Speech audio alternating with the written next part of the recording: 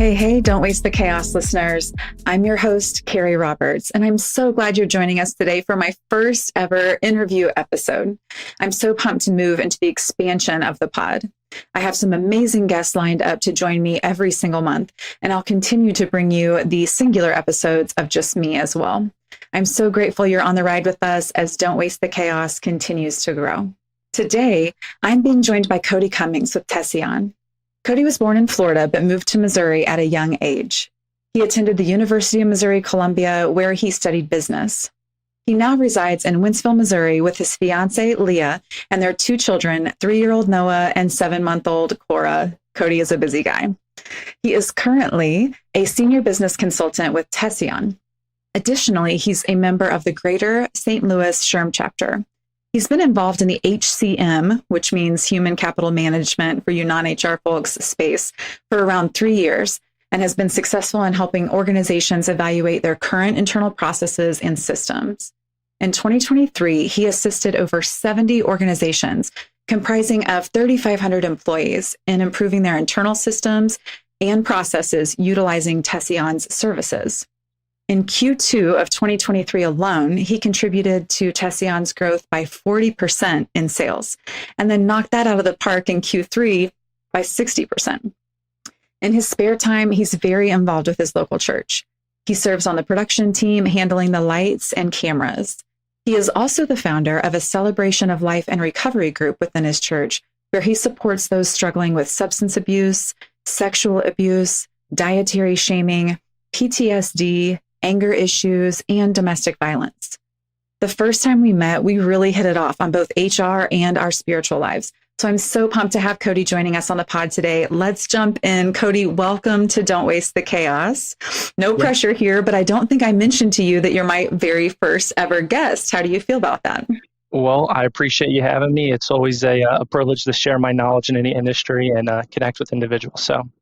Awesome. Now, I always love hearing how someone found themselves working in the field of HR. So tell me, how did you land here? Did you choose it or did it choose you? It kind of just fell into my lap. I've been in sales for a little bit. It wasn't in the human capital management space. And, Tesseon, I saw a good opportunity with the organization and a lot of growth and entrepreneurship that the organization had after becoming underneath new ownership. And it's been a journey ever since. That's awesome. Well, I want to make sure we're bringing tons of values to our listeners out here who are entrepreneurs and business owners. So let's jump in. Can you share some common pain points that you see small business owners facing when managing HR and payroll tasks, and how software solutions like Tesseon can address them effectively? Absolutely. Yeah. One of the things to keep in mind, Kerri, is that, no organization is identical in the way that they conduct their business, but a lot of the similar pain points that individuals are facing are the time-consuming manual tasks. And some of those are including, calculating employee hours, calculating state and federal taxes from a compliance standpoint, also managing employee contributions and deductions, and then issuing checks. People get paid in different manners, so staying on top of how their employees want to get handled. Another one is answering employee questions and making employee changes. Now let's kind of jump over to the side of things where how do we solve these pain points with these solutions and systems in place? Using different timekeeping features to allow employees to clock in and out at their own leisure and automatically transferring over to payroll standards. Another one is automatically calculating workers' compensation. Workers' compensation is its own little animal, so you don't want to get into the weeds of that too much, but payroll taxes and updating as taxes and laws change, keeping business compliance, that's the huge thing. Giving employees a self-service website for their own changes. You want to give your employees their own feel. So they want to be able to go in, tax withholding changes, digital access to pay stubs, W-2s, any year-end forms, requesting time off for accruals, benefit enrollment, and so much more.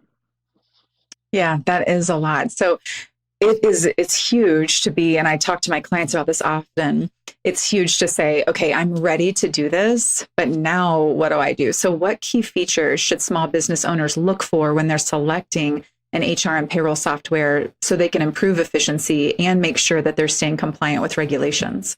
Absolutely. A couple of the key features are going to be automated payroll processing, your tax compliance and management, also the employee self-service portal, the scalability of a system. As a company grows, you want the system to grow with you. You don't want to be bogged down by outdated technology. Also, reporting and analytics. People are so different in what they're reporting on and the analytics that they want to see within an organization. So staying on top of that and having a system that can maintain that is awesome. Another one is the data security and compliance. We don't want breaches, the mobile accessibility, and then the customer service. Now, one of the things that I would like to hone in on, and this is not features of the software, but equally as important in my eyes and Tesseon's eyes, is the customer service side of things. Being able to have a direct relationship with your vendor for payroll purposes is ideal. No call queues, ticketing systems, having that direct one-on-one support, so you're dealing with that same individual over the extended period of time that you are a part of a vendor. And that's one of the things that Tesseon takes huge into consideration, is having that one-on-one support and building the relationship. Yeah, I agree. And I would say, just to mirror that, I've worked with a ton of HR payroll softwares over the last 20 years of my career in HR. And there's some that I would recommend for exactly that. And there's some that I would not recommend for that exact reason too. Customer service is honestly, most of the systems have similar technology. The customer service really sets the organization apart. So I think that's huge, especially for small businesses. Absolutely. Well, and Kerri, just in today's society, the relationship is lost across the board in everything that we deal with. Everything is call queues. You're going through an operator to even refill a standard prescription that's on a monthly refill. Anything along those lines, you're not dealing with real-time people, real resolutions, or you may be getting passed around from person to person. So having the same face, the same voice, getting to know your account like the back of your hand is definitely a priority in my eyes. Yeah, I agree. So how can integrating HR and payroll software streamline processes and save time for these small business owners? Yeah, that's a great question. So having a single source HR and payroll solution centralizes all your data and all your processing. So that means you don't have to log into multiple different platforms and pull reports and try and switch information to cluster everything together. When you integrate HR and payroll software, this becomes your single source of truth to run your business. Yeah, I agree. Anytime I see a client that has payroll being conducted in one system, usually what's happening is they've got payroll being conducted in one system. They don't have anything for the HR side of things. And so my recommendation is always pull that into one company and, let's get you more efficient. So yeah, I totally agree. Yep. And it's interesting too, in the industry, since I've been in it for several years now, I've learned that even some of the larger corporate companies that you would think about are not even single source solutions. There's bits and pieces of platforms that are all put together to kind of make everything flow together. So having an actual true single source solution eliminates any struggle that you might have. Yeah, I agree. I've seen that too. So what are some of the best practices for small businesses to ensure accurate payroll processing and compliance with tax regulations using a software solution? Yeah, there's quite a few. So let's jump into some of them. Choosing the right software for features and security, audit regularly for payroll accuracy and tax changes. You want to encourage employees to update their information when there are changes, regular employee data checks as well too. Automate, improve when you can. If you don't know, you can automate it, make it better. Ask your support team. That's where that support mechanism comes into a factor. Train your users as well and take advantage of system updates and trainings. And lean on support when you have problems. Yeah, that good implementation is important. So from that customer service perspective, and then I totally agree, training employees to utilize the system, doing different things inside of the system to drive traffic to it. So you increase utilization is going to be huge. So I totally agree. Absolutely. Let's talk bennies. So in your experience, how can HR and payroll software help small business owners better manage employee benefits? And let's also talk about tracking leave balances. Absolutely. So benefits is a tricky animal. Depending on the state that individuals are in, there's going to be different providers and carriers. Companies might offer different plans. So having a Ben admin system which allows businesses to manage all employees' benefits, including health insurance, retirement contributions, and others. So this centralizes and simplifies the enrollment process for new hire, open enrollment, and any life qualifying events such as having a child or getting married. Benefit administration, it ensures all data is up to date with the carriers. That's so true. So I worked as a COO at an insurance, a private insurance agency for a while, and this kind of blew my mind. So some data that I came across was if there is electronic enrollment for employee benefits, you see an increased enrollment of 16% across the employee population. And, as an insurance agency, I was like, yeah, we need these folks to buy insurance. And I mean, sure, that's, a benefit to an insurance agency, but how does that translate into an employer? And I think that if an employee doesn't have an automated way to see what the deduction is going to be in their paycheck, really live see okay, my vision insurance is going to be only $3.24 per paycheck. Okay, I can afford that, that helps their family, that helps them have better coverage, that helps them have better access to healthcare, which is something that we all talk about regularly. And so streamlining that system helps your employees have an easier process as well, outside of the efficiencies that we see on the employer perspective, which is important. Your employees have a better time understanding as well. So I just wanted to point that out. I think that's huge. Absolutely. And one of the things here I'd like to add too is benefits is the one piece of an organization that employees may not be educated on, which in the long run, they're costing their organization money because they're not educated on the right plans that they need to be enrolled in. So it's imperative to have a visual eye of what they're paying on a per pay period, on a monthly basis, on a year end, comparing the cost to what they're currently enrolled in, compared to what they're getting ready to elect for that following enrollment. But also at the end, you want to have it visually available to them to say, hey, this is what you're contributing for this plan, but also this is what your employer is covering. So that way they know what is taken into consideration for them to be fully employed within that organization and to be covered underneath benefits, because it's not a cheap analysis. Yeah. And gosh, we could probably talk about this all day, but that's making me think about total reward statements and how it helps an employee see what their true total compensation is within an organization. Yeah. And also there's a ton of capabilities inside of these systems to provide education, because you're so right. Most employees do not understand their benefits and what's available to them. They're not even taking advantage of preventative care and things like that because they just don't know.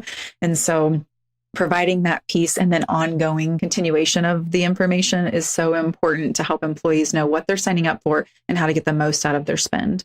Exactly. Okay, so what role does automation play in HR and payroll software, and how can it benefit small businesses in terms of reducing errors and improving productivity? Yeah, so automation plays a huge role in the HR and payroll software, offering numerous benefits that can significantly enhance the operational efficiency for small businesses, giving them the time back to focus on what's really important, which is one, their organization. They have a business to run, but also those employees that help run their organization. Another thing is by reducing manual administrative tasks and minimizing errors, improving overall productivity. Automation helps those small business owners and their teams focus on more strategic activities rather than getting caught up in the routine processes. Yes, streamline it. Preach. Okay, so how do HR and payroll software solutions cater to the unique needs of small businesses compared to larger enterprises? So HR and payroll software solutions for small businesses emphasize simplicity, usability, making the tools accessible to those without specialized training. They are cost-effective and scalable, which allows small businesses to afford access essential features and adapt services as they grow. They are designed to be adaptable, catering to wide ranges of industries and the unique needs of small businesses, which often require a personalized approach, not necessarily for large companies. Yeah, and I would say there's so many times that I speak to my clients in my consulting business, and when I tell them how affordable, you mentioned cost effective, when I tell them how affordable these systems are, so many times they say, oh, I never did it because, when I had 5 people, it didn't feel like it made sense. And then I ended up with 12 employees and I felt like, it still wouldn't be cost effective. And so now I'm at 30 employees and all of my processes are so manual. And now I feel like I can't dig out of this. And when I tell them, usually when I come back, from talking to a software partner like you and say, like, here's the quote, they just, like palm to their forehead because they can't believe that it's such a low spend when it comes to their bottom line revenue. So I just say, like, if you're thinking, okay, my business is not big enough for this yet, and I don't have enough money for it, you would be shocked at how affordable these systems are and what it's going to do from an efficiency perspective, especially if you're a growing business. You might be small today, but if you've got your eye on that growth, it's something to talk about. It's not really ever too soon to talk about it. Absolutely. And one of the things too that I've learned since being in this industry for so long is when talking with clients, they're thinking that you're wanting to take positions and jobs away from them, which that is the complete opposite. I'm trying to help centralize these core functionalities, and they're like, we do things in-house. Well, they're still using some type of organizational platform that they may not even associate what my topic of conversation is with them, might be using a QuickBooks. So they're still using a system. So providing them a better system, a better solution, better support, and even at a fractional of a cost too is ideal. Yeah, absolutely. And on the HR side, sometimes that system, and I'm not trying to mock it, it's just small businesses. I see that their system is pieces of paper spread inside of an office manager's workspace, or it is utilizing Excel on 6 different worksheets that aren't all speaking to each other. And none of those things are speaking to their payroll. So yes, those systems are archaic, and I get everybody has to start somewhere, but modernizing them is just going to give so much peace of mind. Absolutely. Yeah. One of the memories that I have that sticks with me is I have a client that I worked with, and they were still using a typewriter for all of their organizational purposes. So helping that individual put that typewriter back on a shelf in 2023, 2024, and centralize those core functionalities was very helpful for them. Oh, bless them. But you know what? They're still getting it done. Like, I commend them for still getting the work done. But yes, there is an easier way. I love the look of a typewriter, though. I still have a record player. Yeah. Okay, let's talk a little bit about something that I feel like is not as well known or not very well understood. And I'm talking about PEOs. What is a PEO and how can that option help our small business friends? Yeah, well, it's funny that we're actually talking about this topic. I actually just got off the phone with an individual today who they're in a PEO. So a PEO stands for Professional Employer Organizations. So in my eyes, Kerri, honestly, PEOs are not ideal for small businesses. Now, again, everybody's situation is different and no organization is identical. But here's the things about PEOs that you need to realize is they're a firm that allows small and medium-sized businesses to outsource their complete HR and payroll tasks. So they're not having full autonomy of their organization. The downsides of using that PEO is loss of control. You become an employee of that PEO. You're not independently operated. High costs are associated with that too. So where you want to be cost effective, you're actually spending more money because you think it's a good solution for you when in the long run it's not. And a one size fits all approach to benefits policies, they might not align with what that organization has in store for them. Another one is the specific needs of the culture, the complexity in dissolving the relationship, dependence on PEO's financial health, integration challenges as well. So if you're using accounting softwares and so on. Another one is the benefit side of things, and this is the huge part. If you're using a PEO, benefits fully go through a PEO model. Now, whether they independently take those to market or it's a part of the PEO system, you're limited into the plans, the providers, and the options that you have available to you. It's kind of one of those, if they just work with a certain carrier provider, you can't take things to market and get other price options back or plan options that might be best that accommodate your organization. Yes, I could riff on this for days with you too, but it's kind of like when I, in my insurance days, it's kind of like comparing if you work with, let's say, a State Farm or a shelter, and this is no knock, I've got friends in all areas of the industry, but if you work with one of those would be called like a captive agent. So if you have your insurance with them, then that means that they are looking for products within their portfolio only. Whereas if you're working with an independent agent, that means that agent can go to market to a number of different insurance carriers trying to find the right fit at the right price for your needs, for your employees or your business insurance, whatever it is. just like Cody said, that's pretty much the same deal, different topic, same deal with a PEO. So you're going through them, you're utilizing their processes, their offerings, their policies. And, I've seen it work for some businesses, but I just wanted to bring that up because a lot of times some of the competitors in the market, different HR technology systems, they are attached to a PEO, or they've got like a PEO arm inside of the business. And I would say, is it safe to say, like, does Tesseon operate with organizations that are currently in a PEO? Yeah, so I work on a regular basis with individuals who are in PEOs. So whenever I'm dealing with individuals that are in that, I have to do a more in-depth approach because now their tax withholding IDs are set up under that PEO model. Their benefits are bundled in. So my first approach is to learn a little bit more about that organization, see about that system and the processes that they're using with that PEO.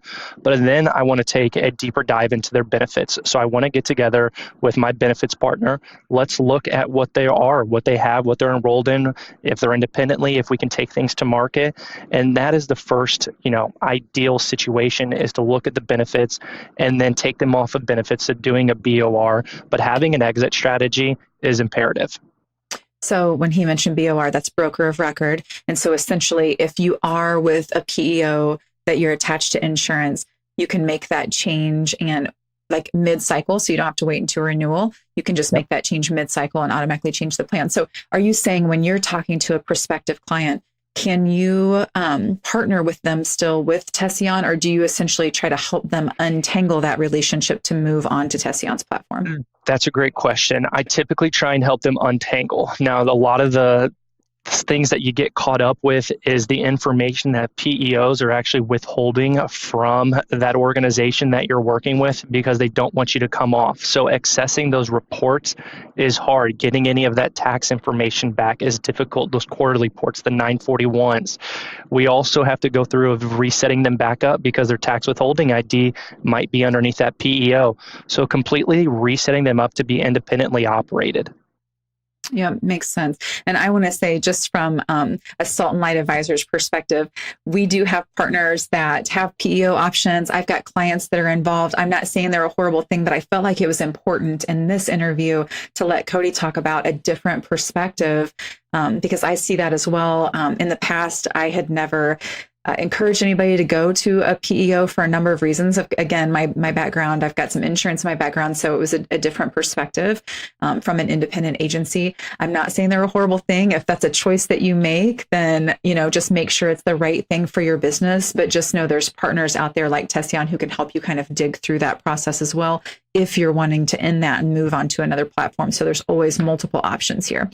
So let's kind of shift gears and let's talk about the importance of data security and privacy in HR and payroll software for small businesses, and what measures that should be in place to safeguard sensitive information. Yeah, well, let's kind of break this out into two parts, Kerri. Let's discuss the importance of that data security, and then we'll kind of move on to the measures to safeguard that. So the importance of the data security and privacy in HR and payroll software for small businesses, but all businesses, you're looking at this from an ownership perspective, it cannot be overstated. These systems hold a wealth of sensitive information, such as social security information, addresses, beneficiaries, dependents. So including that personal information and detailed salary information, bank accounts. The potential for damage if this information were to be accessed by unauthorized parties, ranging from financial fraud and identity theft to legal consequences and damage to a business reputation is, considered. Yeah, there's a ton there. Yeah. So now let's take a look at the other side of it. So what measures does, organizations put in place to keep the sensitive information? So you need encryption. So strict encryption, also access and controls and authentication, regular software updates, making sure that your technology is staying on top of everything that is being updated in the tech world. Now, that's a whole nother topic of conversation you get into the weeds about, but I'm not a tech person. But data backups, employee training, compliance with regulations, security audits, SOC 1 Type 1, SOC 1 Type 2 audit reports, secure endpoints, so firewalls, antivirus softwares, secure Wi-Fi networks, also data privacy policies and how that data will be used, stored, and shared. Yes. If you don't have a policy for that, folks, you definitely need to have a very long policy along with an integrated contingency plan and a ton of other things. And we're happy to help with that. So let's talk about what advice you would give to small business owners who are transitioning from that manual process we were talking about on the HR and payroll side to automated software solutions. Because I know a lot of times my clients are like, I want to do it, but I'm scared to death. Am I going to have the help that I need? What all are these going to people ask? What are they going to ask of me? They just feel really overwhelmed while they're running their business. What advice would you give them? Yeah, so I'd like to kind of start this off by saying, and I always tell clients, we could be in the exact same situation that you are now, 3 months down the line, still be facing those issues, or we could take the leap. And then 3 months down the line, you are in a better position than you ever would have thought. So trust the function of the software and the organization that you're working with. Kerri, oftentimes business owners have been doing work manually for so long that they have a tough time letting it go, thinking it's not getting done and doing double the work than they're already doing. So your provider should be able to understand how your company works and give you suggestions on how to improve your payroll process. Now let's look a little beyond that. Conduct thorough research, evaluate your current and future needs. Where do you want your business to be 5 years from now? Prioritize data security, jumping back to that previous discussion that we just hit on.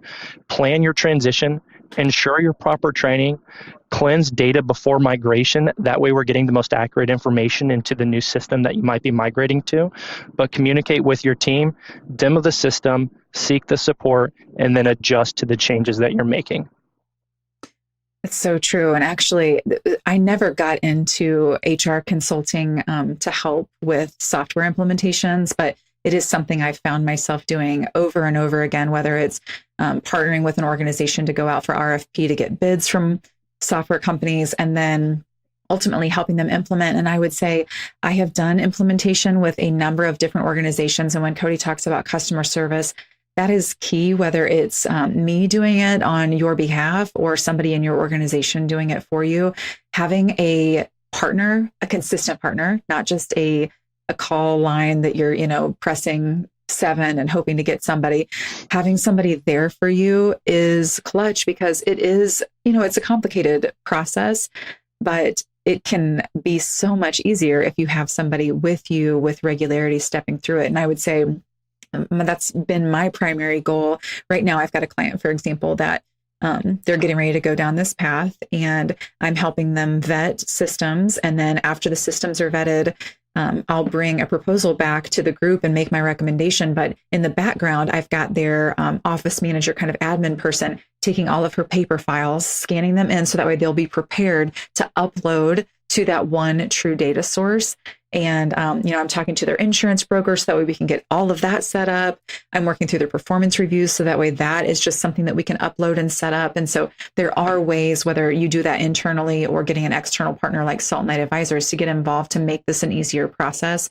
But at the end of the day, the customer services, that technology system is going to be huge. So I love hearing Absolutely. about that. Yeah, and Kerri, to kind of piggyback off of you is, you're not. This isn't just an easy decision that organizations make. You're changing a whole internal system up within a company. So whenever you start to deal with 5-person peoples all the way up to several 1,000-person companies, there's a lot that needs to go into this. So having a consultation process and being very apparent at the beginning of, hey, look, my whole goal is to learn about your systems, but I want to just inform you of the solutions that are out there, whether that solution is with Tesseon, which hopefully, we provide the best solution to make that decision, or that's to stay in the situation you're at or to move to a different provider. That's the whole goal, is to guide people in the right manner. Yeah, I agree. So let's look ahead a little bit. What trends do you foresee in HR and payroll software that could further enhance efficiency and effectiveness for small businesses? Yeah, so there's so much that's changing with technology in today's day and age, and honestly, just in the human resources field itself. I'm learning so much from being a part of the greater St. Louis chapter with SHRM and how people are adapting. But predictive analytics is a fascinating and high growth area in the HR and payroll, if you ask me. So predictive analytics allows businesses to make more informed decisions about workforce management, talent acquisition, employee retention, and productivity optimization. organization. So in payroll, it can forecast potential payroll errors or discrepancies and suggest adjustments, reducing errors, ensuring compliance. So this increases in demand and availability represents a shift toward more productive management of human resources. Yeah. And so when he's talking about predictive analytics, folks, we're talking about AI. It's here. Everybody knows it's here. And I'm on a ton of different job boards and in HR publications that talk about AI and how HR is adopting that or not adopting that. And it's huge. And in these tech systems, I think we're going to see it more and more. And so I say, embrace it, utilize it. It doesn't have to be scary, and it's not taking humans completely out of the process. It's just a process enhancement for sure. Absolutely. So before we wrap, I want to hear on the personal side of things. I'd love to hear a little bit about what trends you're seeing in the recovery group space as well. Yeah, so let's take that Tesseon cap off for a minute. We never want to mix personal with business. So from a personal side of things, the celebration of life and recovery group that started was a huge thing that was near and dear to my heart, going through certain trials and tribulations in my life and having, very close individuals who were going through the same thing. So it's the support mechanism, having a community that's going to be there for you through every single aspect that you're going through, but having the same kind of goal in mind in the relationship with individuals, having that center point of leaning on God and just growing together to be the best individual that you can. In my eyes, that's huge. So being able to be there for individuals, and when in a time in my life, I needed somebody. So hopefully that sharing my story throughout the years is going to save somebody else. Absolutely. And I think it's important just to integrate that. And I wanted to bring that up in our conversation because when we're talking about HR, while I love processes and procedures and I am an introvert and I am a numbers gal, I just can't ignore the fact that we're talking about people. We're talking about people and how they work inside of an organization, how they live, how they stay healthy, whether that's physically or mentally, emotionally. And we just can't leave that aspect out of it. And so I appreciate you sharing that. So anything else you'd like to share with our listeners today before we close? No, Kerri, I think a lot of the topics that we discussed today were very important topics that are, constantly evolving and changing, and great topics to talk about as you're, looking in the human capital management space and dealing with payroll and HR. So. Awesome. Well, thanks so much for spending this time with me. I greatly appreciate my partnership with both you and Tesseon. And listeners, if you'd like to learn more about what Tesseon can do for your business, don't hesitate to shoot me a message. You can go to don'twastethechaos.com/contact, and that'll get you connected with me. And then I can get you partnered up with my partner, Cody at Tesseon. Thanks so much for listening.